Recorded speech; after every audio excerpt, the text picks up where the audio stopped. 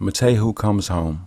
So there he stood, with his paws facing ever so gently, resting on the edge, he imagined. He thought and recalled the image of his son cub's face, Miteju, as he left his side. The tears dropped down his face, and the understanding he had in his heart for him. Miteju walked for many miles.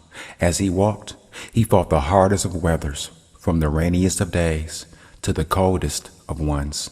Through extreme heat to the driest of lands, many miles Miteju traveled, and with each step, all he could focus on was his daughter cub, Renee. As he reached a point to rest, he lay down, his body tired with exhaustion, and his spirit broke with disappointment. It is there and then he slept. As he slept, he dreamed. He flashed back over the reason for his disappearance, the reason he left his homeland in the first place, and the reason for his return. "Leave now," the female lioness yells, with the new lion standing beside her and Miteju's cub, Renee. "Get out of here," Kiki yells, this time coming closer.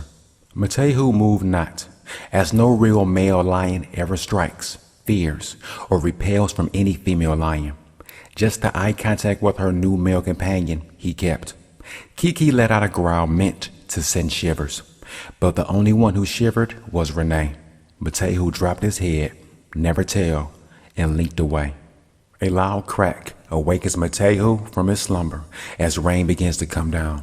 Waking immediately, he scampers for shelter, a cave not far. He runs to the entrance and stops short of entering. As the rain increases, all Miteju can imagine is what awaits him at home. So, reluctantly, he enters the cave. For 2 days it rained, and Miteju hasn't eaten in close to a week. So regardless of the weather, he has to find nourishment.